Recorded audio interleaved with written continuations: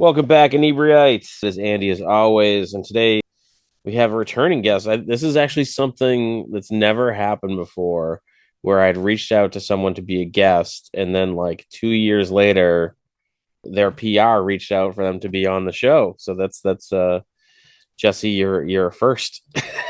That's always what I go for. I was the first of my family to go to prison for a long time, and the first of my family to be on the Inebri-art podcast twice. I'm going for all the things. There you go. Those are the. I feel like those are. I don't know if they're both important, but so yeah. I mean, it's been a while for our listeners who don't know. You are actually. Are you still making TikTok, YouTube content? I feel like you kind of dropped off my. You know, the Yeah, algorithm I always lost the changes. So zeitgeist. I'm no longer as interesting to the world as I used to be, but I'm just kind of changing mediums. I am still making videos and I'm still posting content, but I'm also, I went from being this guy who just got out of prison after so many years and I think was kind of bewildered by the world and people could feel that and there was like a curiosity to being pretty functional and it's not quite as interesting anymore when somebody's actually functional and you know that the story is probably going to go well because I think part of it is like, is this person tottering on the edge going to fall, whether you want them to succeed or not.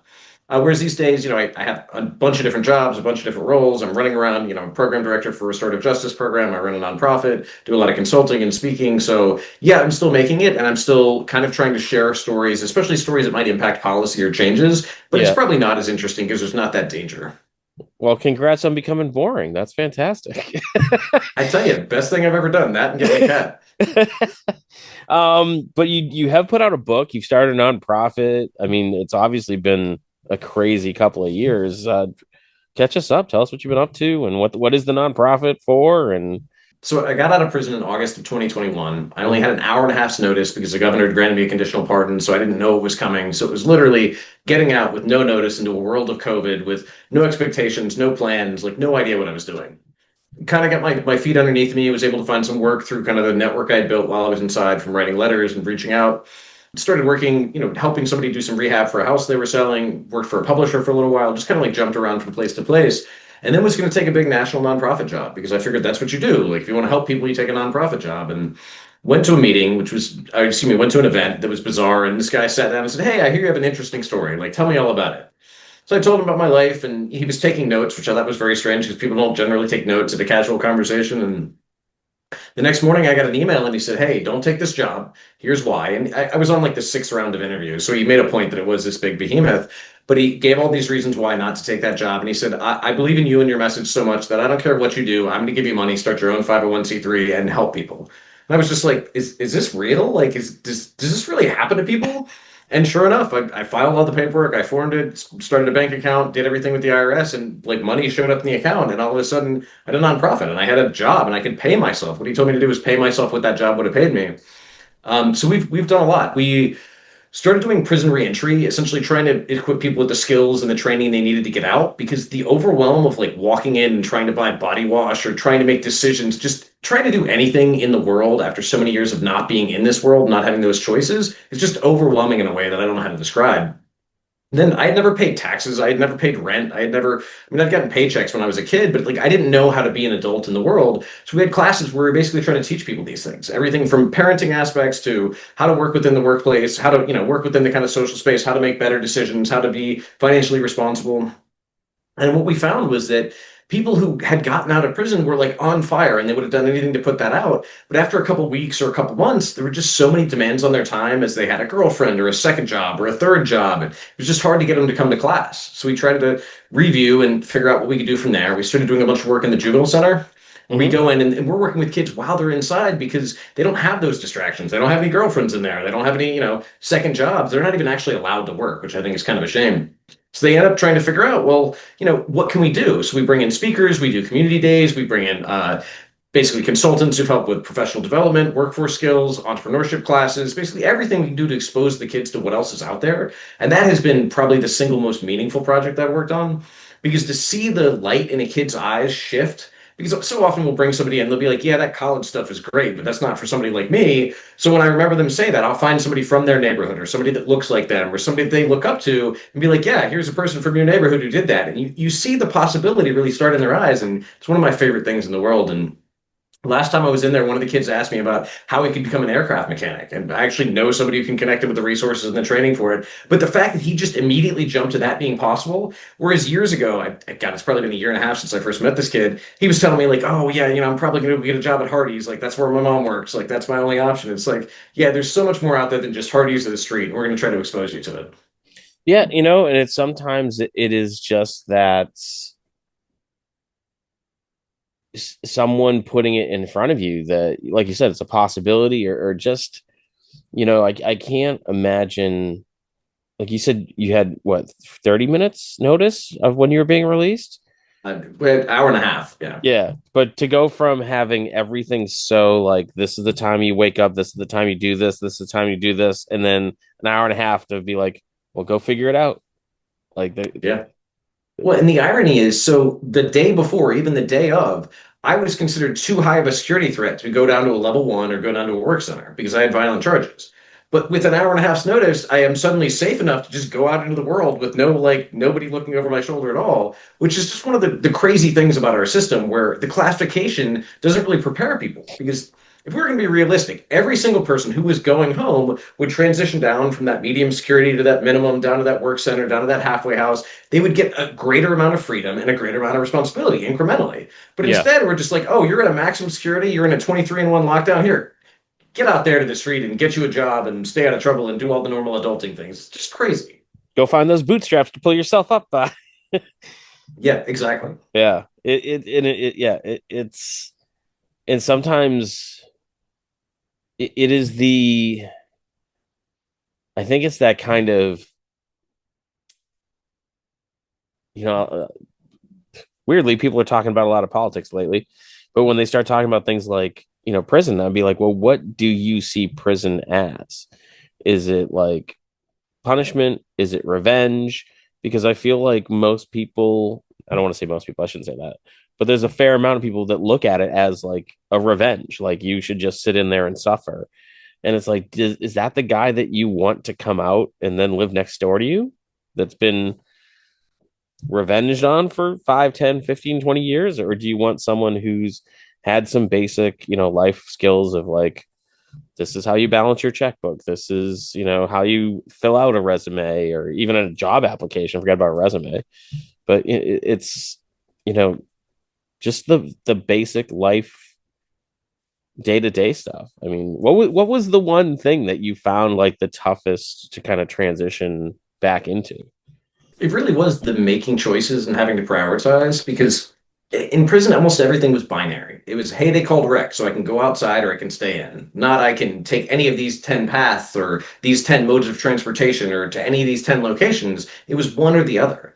It was, they called chow. I can go over there and eat what they serve or I can not. There was no subtlety. There was no learning of that. And so getting out and all of a sudden having so many choices and having to make the specific choices and recognizing the subclass of choices. Like I just thought about it. One day I actually recorded it. Like by the time I left the house in the morning, I had made over 30 decisions. And in prison, I don't think I made 30 decisions in a day. So really just recognizing that overload and that lack of preparation. Because in prison, I got really good at being a prisoner. I got really good at following orders and doing what they told me and showing up. And yeah, when I had time, I would read the book that was the book that was available, or I would watch the TV show on the few channels that were available. Again, like all the options were really limited, and that made it easier. But then, yeah, getting out, and then especially with the internet, like the world we live in, I now have, I have a friend that I have a video call with every Friday who lives in Ireland. I have another friend in Pennsylvania. I have friends that I talk to all over the world. And so it's not even just like I have to choose between the things in my city or in my neighborhood. It's I have to choose between all the things in the world and all the languages and it's just overwhelming, even to this day. Yeah, they talk about, they've done studies where, if you're in the restaurant industry, you can give too many options on a menu where it causes people to be unable to decide. And just with the media and the content and everything that's just constantly trying to grab your attention, it can be just overwhelming. And I mean, I've so scaled back on what I do on social media. I don't have cable. I got rid of Netflix. I have Amazon Prime, and that's it. This is stuff that I want to see on other things, but it's like I just feel like I spend so less time trying to pick something and then I'm actually getting to watch something instead. One of my favorites. So I had a buddy who got out of prison, picked him up, like had the whole cool story. But he ended up getting this place out in the woods that had no Wi-Fi, no cell signal. There's no way to get any internet there. So we get out there and he's got a TV and a DVD player and just a rack of DVDs, which I don't even know they made any, but he just found them at like Goodwill or something. Yeah, And so I went out there when I was doing a writing retreat actually to write the book. And I was like, oh, cool, I'll have no distraction. So I would have music that came played on CDs or played off my phone through Bluetooth. And then when I would sit down at night, if I wanted to watch something, I would have to pick a DVD off the shelf. But it was so great because I could actually pick one and I didn't have my phone distracting me or something else distracting me or a million things to do. There was that DVD or look out the window, and that was it. And it was wonderful. Like it was really nice to go back to that simplicity. That was the closest to the simplicity of prison that I'd found. And while I would never say prison was a good thing, the simplicity of it was. yeah, yeah. I mean, and that's kind of, I think that's what caught my attention about you initially. And like, there's 50 different TikTokers talking about their time in prison, but most of what they talk about is like, oh, there's this, story that happened. This is the story that happened. Yours were less about stories and more about your transition and finding yourself and kind of, you know, getting that to that simple life and trying to improve. And I think that's what really caught my attention about you. And that made me want to talk to you the first time around. And, I don't, I can watch Oz or something if I want to see something terrible happen in prison. But like, and I think that was like that kind of positive vibe that came out. And are you able to keep that same positive vibe now that you are, back in the real world? Is it easier? Is it more difficult? Do you kind of have to like look back and go, I'm so much better off than I was? And like, how do you keep that kind of positivity? I am unquestionably better off than I was in there. I continue to put more and more on my plate. Like I really do. I have like two part-time jobs. I've got PR for the book. I've got other projects and other consulting. So I just load up stuff because I'm trying to make up for lost time. And in that, I get caught up in this story of I have to do all these things and I have to do a really good job. And if I don't, like, what am I going to do? And when I got out, I would have been lucky to be like sleeping in a cardboard box under a bridge, and now I'm in this condo. I'm like, I live in a condo. I've got a place. Like they have a swimming pool here in the summer. Like my life is pretty good. But I will still forget that sometimes. It's always really nice to find the things that kind of bring it back. And so I recently adopted a cat because somebody said, hey, Jesse, you described this feeling of just being like kind of lost and listless at the end of the day when you're not working. You need something to take care of. And so I adopted this cat. I went to the SPCA and she had both arms stuck through the bars and was just like, hey, it's me. And I was like, yep, you're the one I'm taking home. And she has helped me so much to just be present and recognize. And last week, yeah, I guess it was last week, I went to Minneapolis for a conference. So I had to get up at 4 in the morning. And I woke up at 4 in the morning and this cat was laying on my chest and purring. And I just woke up with this smile, like, man, this is amazing. Like this wonderful creature is here. And I got up and had coffee and cereal and I got in my car and I've got the self-driving function. So it like drove me to the airport and then got to get on a plane that somebody else had paid for because they thought I'd be a good contribution to this conference. And then got to get to a hotel where I got to check in for free and got to get free food. And I was just like, you know what? My life is pretty effing amazing. And when I get caught up in this project or this deadline or this workplace conflict or you know what, my life is pretty amazing. And it just takes those moments of like really reflecting. And it's one of the reasons I try to turn everything off, like TV, phone, everything off, and half an hour, sometimes 10 minutes, and just like be. Because when I sit there, that's when it kind of comes up, and I'm like, my mind is racing about all these things I need to do. But when I just stop, I look around and I go, man, this is pretty good. Like whatever's going on, wherever I'm at, this is pretty good. That's I love to hear that. And kudos to you for putting in the work to make that happen. I'm going to ask you this question. There's a documentary called Murder Ball. You ever heard of that? So it is Uh, about no, I've heard it. about a movie, but not a Oh documentary. no, you should get, I 100% need to find this. Okay. It is about the American paraplegic rugby team. And at one point, I can't remember if it's in the documentary or like an interview later on, the captain of the team, Mark Zupan, uh, he became paralyzed when he was at a party, passed out in the bed of his best friend's truck. His best friend got in the truck drunk to drive home, spun out, flung him out of the back of the pickup truck down a gully into basically like a little ravine. But his friend was so drunk he had no idea he was even there. So he waited there until someone found him. And so he was on Larry King, and Larry King says, would you, if they had a cure, would you take it and get up and walk away tomorrow? And he's like, why would I do that? He's like, my life is so amazing. He's like, I've been on MTV. I'm an Olympic athlete. I'm on Larry King. So it's kind of same question to you. Like, you sound very happy and you're doing great things. You have multiple jobs, which is great, but you're also helping people. I always say it's always nice to hold the door for the guy behind you, but that came out of like a lot of pain and tragedy. Would you have traded that for a quote unquote normal life? You know, I think it's an impossible question to answer fairly because I would have to know what that normal life is like. And I know a lot of people with normal lives that are pretty miserable. And Yeah. I do feel grateful for my life every single day. And I didn't feel that way for a long time. And it took a lot of like struggle and suffering to get to that point. So I don't know that it would actually be that different. And I would say I wouldn't change into something that I don't know because how do you know you're not getting a good, a bad deal? But Yeah. more than that, I really like, the whole idea of like amor fati, like loving our fate. I really try to do that. Like wherever I'm at, I try to accept that this is where I'm at and this is where I'm supposed to be. And what am I supposed to do from here? And I'll catch myself like really falling into this dumb thing. Like somebody cuts me off in traffic and I get angry and I feel that riling up. And it's just like, hey, what does this actually matter? Like, and I can laugh at myself because if I don't laugh at myself, all of a sudden I start taking all this stuff so seriously. And the reality is that none of this is that serious. Like we are alive on this ball spinning through space at whatever crazy speed. And like the fact that we're here alone is amazing. The fact that we have not like destroyed ourselves with nuclear war, like the world is pretty amazing and life is pretty amazing. And even in those moments where it feels terrible, I was with a friend who had a dying family member recently, and we're kind of going through that. And what she saw at the end was like, man, I'm so amazing to have had this time and to have had an amazing family member. And like the grief actually turned into gratitude. And I really think that the more we sit with struggle and the more we sit with grief, the more we find things to be thankful in it. And not that they don't have their place. I think crying and grieving is a huge part of the process. But I really do feel like if we are honest and we are forward with it, everything leads to gratitude. Everything leads to this appreciation of where we're at. In I think you're absolutely right. And I count myself so lucky. I was married and had, the two kids, two cars, yada, yada, yada.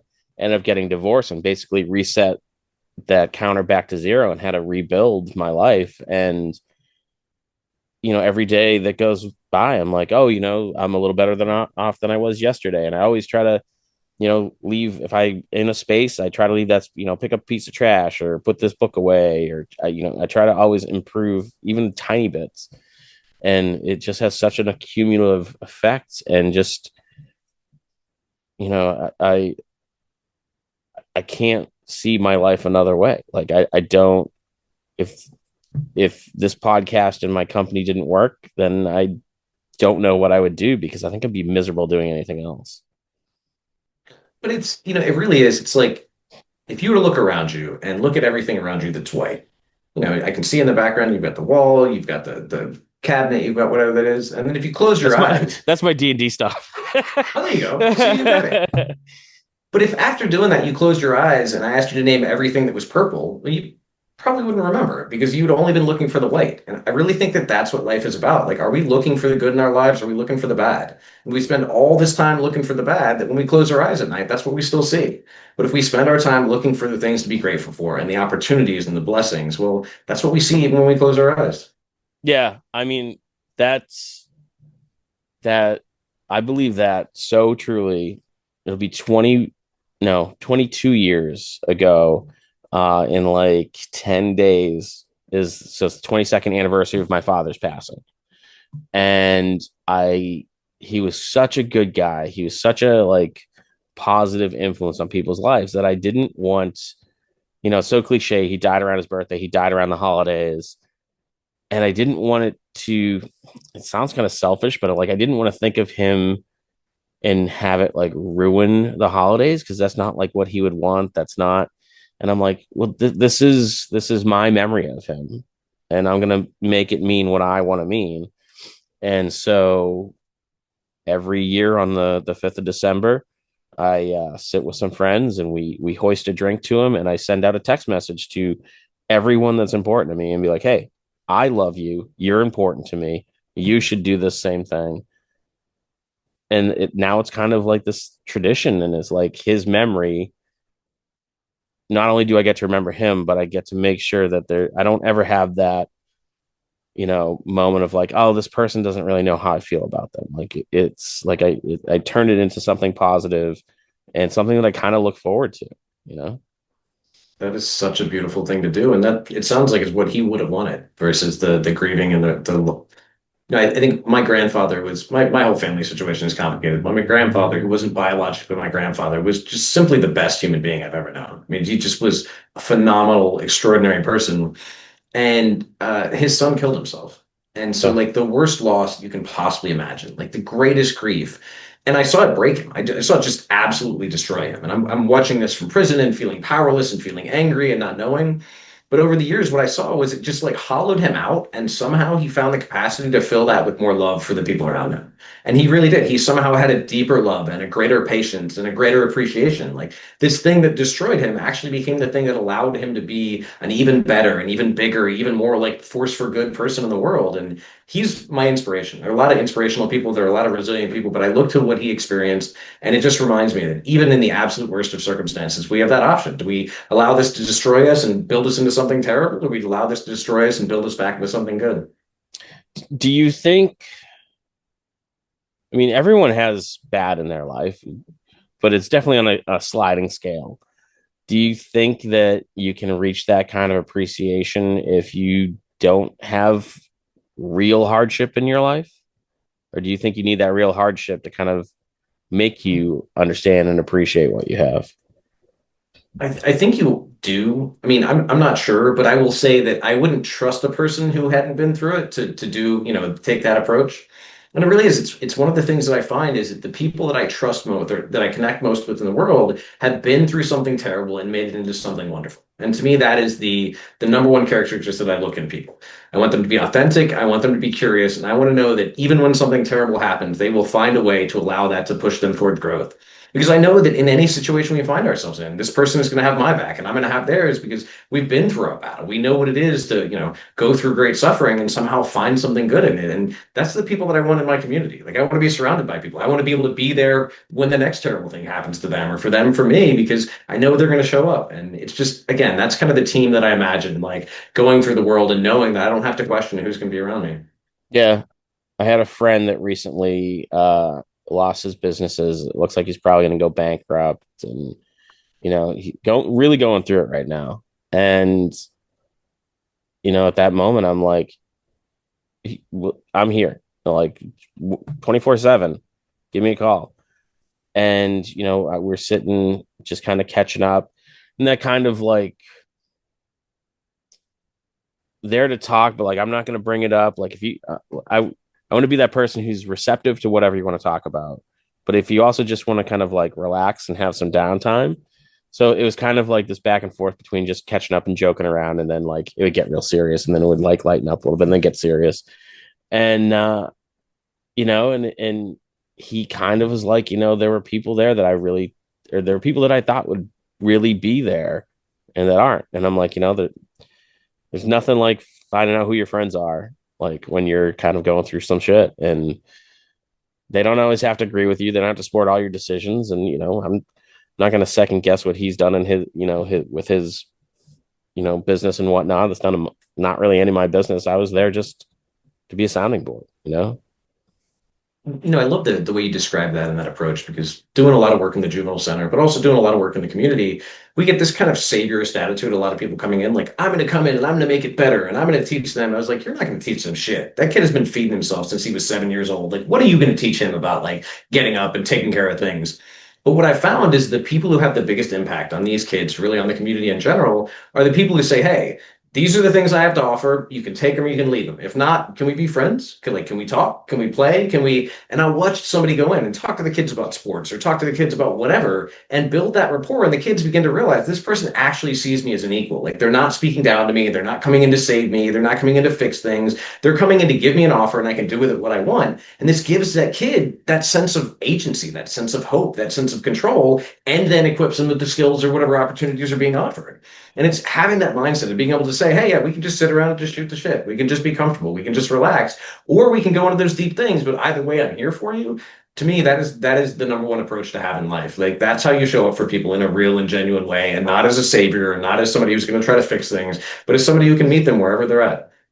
I love that you talk about that. That's kind of savior persona because I feel like that a lot of people, and I don't want it to sound bad because I think they're being genuine. Like I genuinely want to help, and I always think of like these companies be like, oh, if you buy one pair of socks, we're gonna donate another pair of socks. But like at some point, how many socks do ask them what they need before you give it to, find out what they need help with that you can help with, opposed to just, giving away. And I mean, again, there's nothing wrong with donate, like we donate food to the food pantry. We don't ask, we just bring it in. But on a one-on-one basis, and that was kind of where I was at with that friend of mine. I'm like, do you want to have a serious conversation or do you want to like have that moment of normalcy that you're going to miss while you're going through the crap? And it's I feel like we sometimes are so busy trying to help that we're not really listening to what they need help with. 100%. And it's my ex, who I'm still really close to, had to go under anesthesia for surgery recently. And she was terrified. She had never gone through anesthesia. She had had this, she has OCD, so she had this mindset that she was guaranteed to die. There was no way. And so she was, everybody was trying to comfort her and talk her through it. And she walks in the day before the prep and the anesthesiologist in there and she goes, Doctor, like I'm terrified. I've never been under anesthesia before. He goes, well, that's great because I've never done anesthesia before. So this is gonna be a team. And she started laughing. She said she Yeah. laughed so hard her belly hurt, and that was what she needed. Like that just all of it went away because somebody teased her. Somebody met her where she was rather than trying to fix things, rather than trying to. And I think about how often irreverent humor is such a better solution than trying to walk people through the solution to their problems. Because you know what? We can figure it out and we will. We just have to get out of our heads. But if we then cram more stuff into people's heads and push them down deeper, well, yeah, they're not going to get out. They're just going to be stuck in there more. Yeah. Do you work exclusively with teens now or do you still work kind of like on both ends? That's so I've got a software project that I'm working on that's going to be prison reentry for adults, potentially maybe one day with kids. We still work in the juvenile center. We also have a mentoring program for adults because we can't cover liability for mentoring with juveniles. Mm-hmm. That we're actually looking at doing a couple different iterations of. I've got a meeting next week. But yeah, we do that. And I also run a restorative justice program. So I'm the program director for the local restorative justice program. So we do court diversions, basically where the harm party or the victim of a crime, as well as the responsible party or the perpetrator, want to come to or open to coming to some sort of agreement outside the criminal legal process. So rather than saying like, yeah, you've got to come to court and testify, and then you're going to watch this person suffer, and like that's going to supposedly make your life better, or you can sit down with this person, you can tell them what the experience you had was and what you need and what you want, kind of like to your point of actually asking for people, what they need rather than telling them. And so I get to work with people who've been harmed and I get to help them face the person who's harmed them. And more often than not, like vastly more often than not, we find that the responsible party wants to make things right, that feels terrible, has guilt, and wants to work to not only address the harm that they've created, but also make changes so they don't create that harm in the future. It's a really meaningful program, really meaningful job, and I have the opportunity to see some of the best of humanity. To sit in a room with someone who's lost a loved one and sit across from the person they have every reason to hate and every reason to wish ill upon, and watch them act out of love or act out of kindness or act out of like humanity and like hug that person. I cannot imagine a more life affirming experience than walking into that room and then walking out and thinking, you know what, as bad as things are right now in the world, like we have a chance. Like we have people who are willing to show up in ways that I never could have imagined. I've never heard of anything like that. That's got to be, and I would imagine that from the person who is responsible, that has to. I mean, it's so much easier just to be like, oh, I got sent away because of that guy in the Yeah. courtroom, yada yada yada. Just kind of a, you know, not necessarily faceless, but just kind of a you see them. I don't know how often do you see the person in the courtroom opposite you? Hour, 2 hours, something. But putting them in the room together, like you're gonna develop, like you said, they seem genuinely like remorseful because it's probably a person now that they've talked to, and that's I feel like that should be an option more often. I agree. I mean, we currently we've had 191 participants in our program in 3 years. That includes both harm party and responsible parties. We've done motor vehicle death cases, we've done sexual assaults, we've done minor thefts, we've done really kind of the gamut of things. And we have, I think, a 96% satisfaction rate compared to the criminal legal system that has like less than a 40. So basically, like it's Yeah. actually better for everybody. It's more cost efficient. It doesn't throw people away. It's not a kind of waste of human capital. It is one of the things I'm really passionate about because it is just one of the best things that we can do. And it has a history in different indigenous cultures. It has a history in Christianity. It has a history in pretty much every culture in the world that isn't about retribution. And like you said, just like, do we want to see this as restoration or do we want to see this as punishment? And if we want to see it as punishment, should we really be surprised when a dog who's been kicked his whole life comes out and is like not the friendliest dog? Because that's kind of what we do. And it's not. I don't even like the term punishment because I feel like we've all screwed up. I don't have a problem for having a punishment for something that I did wrong. It's the fact that I feel like a lot of prison sentences seem like they're about revenge, you know? Yeah. And it's like that's the punishment should be like equal to what you did. And some things you just obviously can't be equal to. But, if some of it just seems like, I mean, just you see some like very minor things and someone will be online, be like, he should rot in hell and, blah, blah, and be like, okay, you're obviously too close to this or have, you have some other baggage that you're attaching to this. Um, and there was something recently, maybe about a year ago that happened in Plymouth and that hit, there was someone who was gunned down and he was well known by pretty much everybody. And so then everyone starts like piping in about what they should think and or what should happen. And my mind is like, you shouldn't ask us. We're too close to this, like we can't fairly see what's going on, and it's when it's about revenge, I think that it bothers me the most. I would agree. And I'm going down to Southwest Virginia next week because we had the first correctional officer killed in the line of duty in 50 years in Virginia.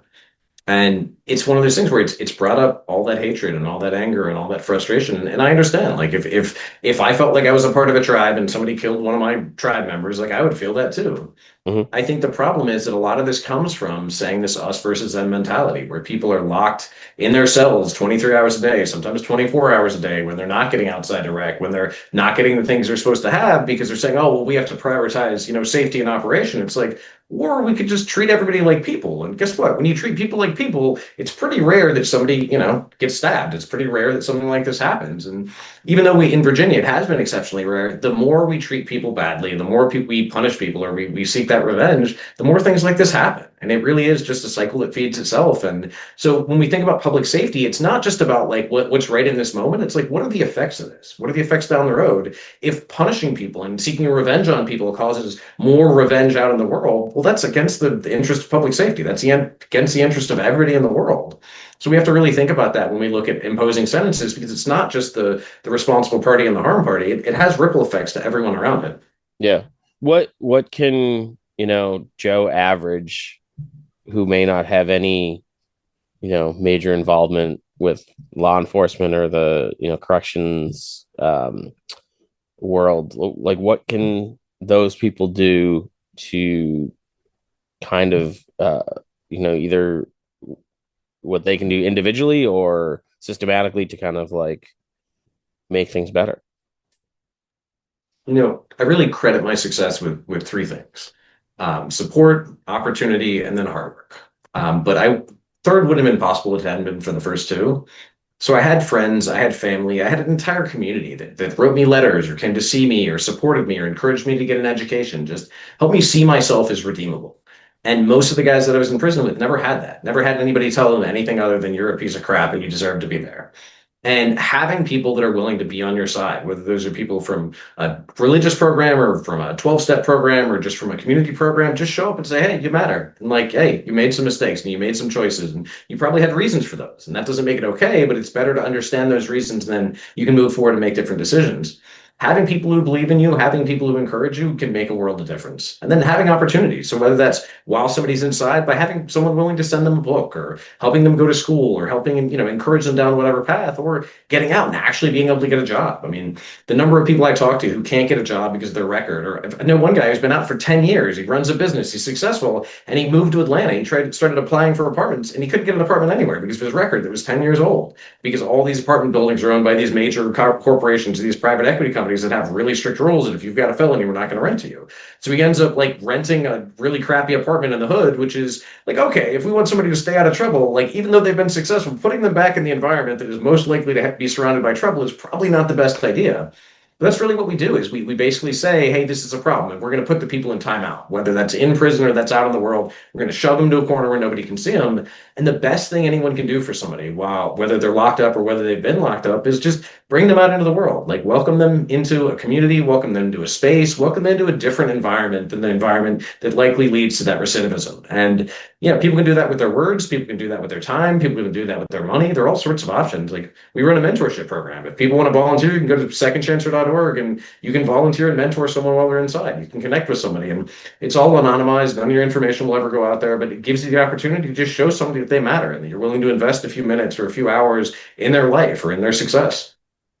Yeah, and I feel like it's so much of it is just like you said, making them feel like a person, And I worked with a fair number of people that were incarcerated. Back in the day, I worked for Home Depot, and Home Depot has a second chance policy, I think is what they called it, where they would hire, people with felons, and they actually even had some people that were on like work release programs, That's and awesome. you would have those people who worked there and would be in the next aisle over and like, under their breath being like, oh, this person, da da da da da. And, you just treat them like a person. Just, you can gossip about everybody. Everyone's got some bullshit that they're don't want people talking about. You can find anything. But, it was so, and they were some of the best workers because they were happy to be out and they were happy to be there, and anything's better than what they were doing. So, dealing with a irritated customer is the least of their problems.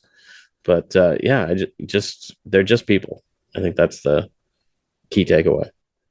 It's funny you say that. I've done a lot with second chance employment, both locally and nationally. And I was just at this conference in Minneapolis, and this one guy, he started running essentially a rehab program. So it's a residential treatment facility.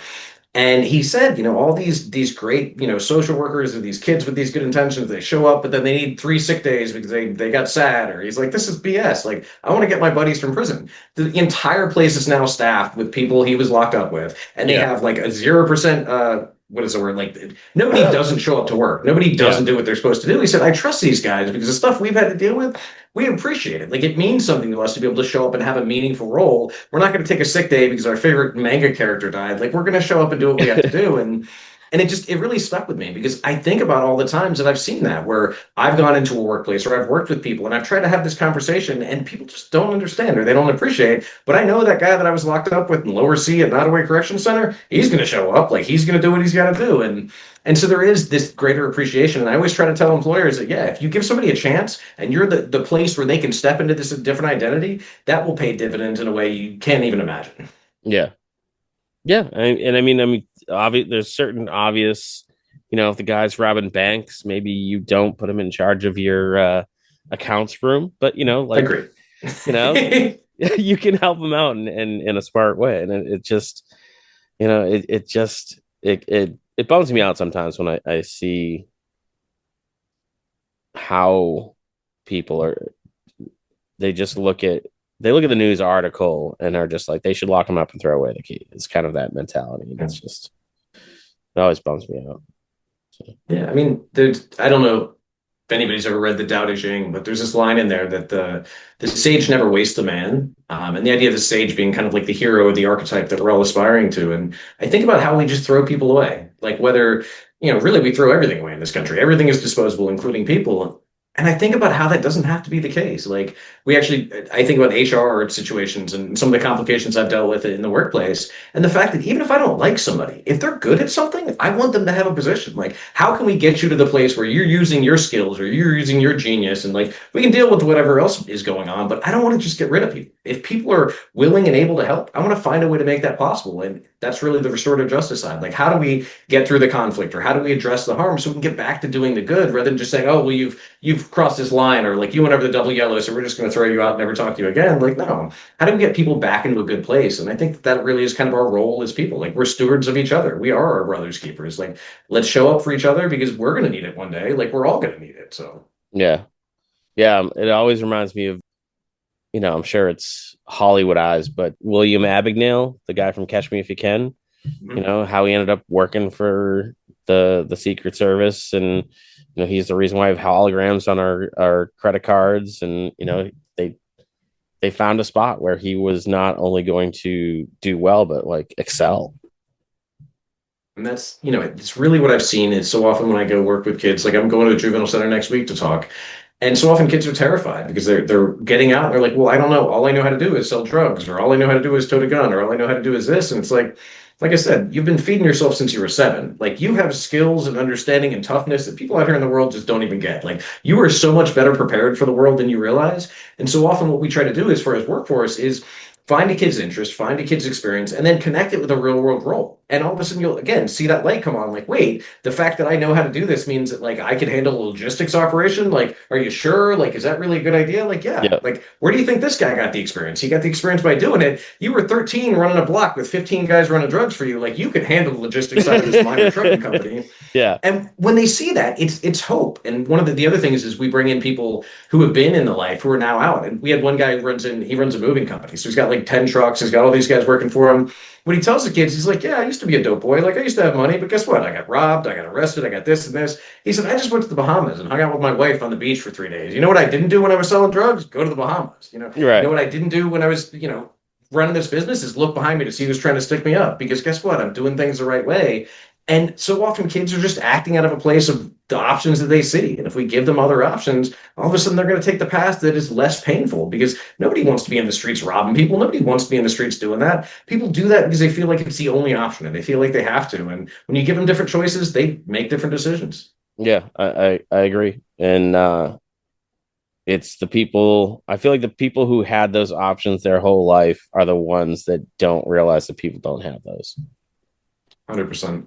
And we'll see that a lot. I'll see, that, for lack of a better word, a sociopathic guy who's a CEO these days because he had the right family and he had the right opportunity and the right business school. And then I'll see that kid who's in prison, or that kid who's running something on the block who hadn't gotten caught yet. And it's like, man, y'all are the same person, for better or for worse. You just had different opportunities. And it really is just profoundly unfair to see. And in those cases where we can create an opportunity or a different path for one of those kids, preferably not the sociopath, but for the kid who just didn't have that chance to see them succeed in the world. And I've seen one of the kids in the grocery store. I remember I walked in there late at night. My girlfriend wanted a bottle of wine, so I was going there to a bottle of wine. And I walked in and he was bagging groceries. And like, this is not a glorious role. He's not a CEO. He's not running a company, but he was sitting there. He was bagging groceries. He had a smile on his face. He was going back and forth with the cashier. And that was one of the happiest moments for me in the world. We looked at each other. He kind of nodded at me and I nodded at him. And that was it, because he had gotten out, at least for that moment. Who knows Yeah, what happened after that? But he had gotten out of that life. He wasn't locked behind those walls. He was just living. that's awesome. That's so good to hear. Do you want to tell us quick about your book? We're like coming up on the end, but you got to Sure. make sure your PR people are happy. What the best part I'm of sure they prison? will be. Yeah, the best part of prison, which makes a lot of people laugh, but Yeah. it really was. Had the opportunity to write this. It's really meaningful because I got to tell some of the stories that I didn't tell on social media, or that I was worried about liability for telling on social media. I got to share the downtimes and the uptimes. I got to share what I hope is a message of hope with people that I hope can read it. And part of the deal is that 500 books will go free of charge to people incarcerated across the country, and digital copies will go free to anyone who's incarcerated in the country. So literally every Oh, that's person in America fantastic. who's locked up will have access to this book if they want it. And that was Sadly, a that's a big part lot of of the reason. people. Yeah. Yeah. It's again, that was the impact for me is I had two competing book deals and it was like, okay, which one am I going to take? Well, obviously I'm going to take the one that is actually going to help the people that I most want to help. The people who were in a place of being lost and hopeless like I was, who needed that little boost, who needed that encouragement, who needed that belief. And, yeah, it'd be great if it becomes a bestseller, but it would also be great if everybody in America who's locked up read this and felt some different sense of hope or some different sense of agency in themselves. And if I can have an impact on even a fraction of those people, I know I've done the best thing I could do. That's awesome. And I assume it's available to Amazon and Yeah, so it's available Kindles on and Amazon, on Goodreads, on everything. It comes out March 10th, so it's available for pre-order now. Or if anybody's going to South by Southwest, my first public reading will be on a stage at South by Southwest in Austin, oh, Texas on March 14th, which is going to that's be exciting. exciting. That's cool. Yeah, Yeah, that's it's awesome. been a really neat. It's been a really neat journey, and I'm learning a lot. Apparently, writing the book is not the hardest part. I've got to go record the audiobook in 2 weeks. I've got to find all these people and connect with all these people and do all this PR. And let me tell you, it's a lot more work than I realized. The writing was the easy part. Really? Okay. All right. I feel like the connecting with the people, it's, and that's one of those things. I mean, God, you were on this podcast 4 years, 3 years ago. I don't even remember. And it's like, even since then, like we're approaching 500 episodes, and there's moments where I'm like, oh, I don't really want to record today. I just don't feel like talking to someone I don't know. And then you get in the conversation, you're like, you connect, and you're feeling that energy back and forth, and it's I've been so lucky with what I've been able to do, and just it in my case, it was just kind of an accident. Just like, hey, that sounds like fun. Let's buy a little cheap microphone and see what happens. And so, yeah, I wish you the best to South by Southwest. That's awesome. That's do you feel like you have another book in you? Like, do you have a like? You're Yeah, crazy so busy, and I'm gonna be like, what's next, Jesse? oh, I mean, I do have a couple things planned. So last year, I got off probation in August of last year, and I wanted to figure out a way to celebrate. So I was working a remote job. I was only working one of the three jobs back then. And so I gave up my lease. I gave all my stuff away. I packed into my car and I just started driving. And it felt so self-indulgent to do because it was like, but I have to do this and this and this, and I have to volunteer here. And the only way I could justify it was I said, well, maybe I'll have a story that's crazy enough to write another book. Yeah. And not only so I was on the road for 2 months. I drove all the way out through Tennessee, through Arkansas, out to Southern California, down into Mexico, up the coast. I came back, and before I left, I had sold my motorcycle to one of my buddies, actually the guy that I picked up from prison. And I was back for a speaking engagement, but I was planning on going back on the road. And he said, "Hey man, I've got two bikes now. Let's go on one last ride." And went on a ride, and about 5 minutes from his house after the ride, 5 or 6 hours in, still to this day don't know what happened, but I ended up laying my bike down, nearly ripping my arm off. Like if you look at my arm, it's Oh, basically just Jesus. scar. It was hanging on by tricep and skin. And then even after they did the surgery, and I was lucky enough to save my life and save my arm was paralyzed for about 8.5 months. And then had a secondary surgery, had Wow. some really good PT, and after not being able to use my bicep or my tricep, excuse me, my tricep, my bicep or my deltoid for 8.5 months, I can now get my arm over my head. That at every stage they were like, well, we hope he's going to make it, but we're not sure. We hope we're going to be able to save the arm, but we're not sure. Hey, we hope you'll be able to use the arm, maybe just some limited use. To now, everything works, and it's been a journey of just appreciating every moment. And I remember when I was sitting there. I got out of the hospital. My arm was in a sling. I had just had the laceration, everything literally sewed back on, had no use of the arm at all. And I went home and cooked myself a steak because I was like, you know what? Even when we got powerless, we're powerless over one thing. We can choose what we do with the rest. And I said, I got one arm to cook a steak, and I'm going to do it. And I just chose to be grateful at every stage of the way. So like even when my arm was paralyzed, I was like, if it never comes back, you know what? I got a lot to be thankful for because I have an arm, because I'm alive, because my buddy didn't have to come and find my body. He was able to come and actually basically make sure that I was alive. So again, I have a lot to be grateful for, and there's definitely a book there about going out and searching for home on the road or trying to find where I wanted to be, and then realizing, you know what, maybe I was in such a bad place to begin with, and having that different appreciation and really slowing down. And even though I'm doing a lot, I feel like I'm doing it more intentionally than I was before, and I'm finding myself a lot more connected and a lot more grateful. Well, one little bit of advice is when someone asks you or invites you for one last anything, Anything? don't go. That's not the way you phrase that. That's bad. Yeah, Yeah, the that's horror well, movie ruled came true. I've yeah. learned my lesson. I'm done. No more motorcycles. No more one last anything. Yeah. Well, that's good to hear. Um, so the best part of prison out March 13th, March 14th, 10th. March 10th. Yeah.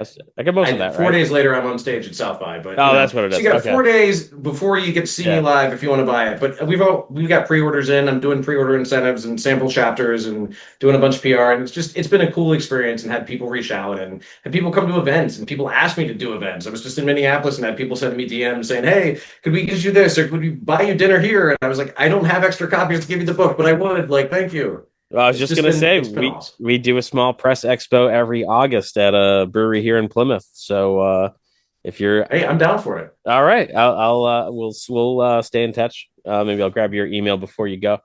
And Sure. man, it was a pleasure. I'm so happy that things are going great for you, and it just seems like your positivity continues, and I love that. So I appreciate it, Andy. That's yeah. what I'm trying for.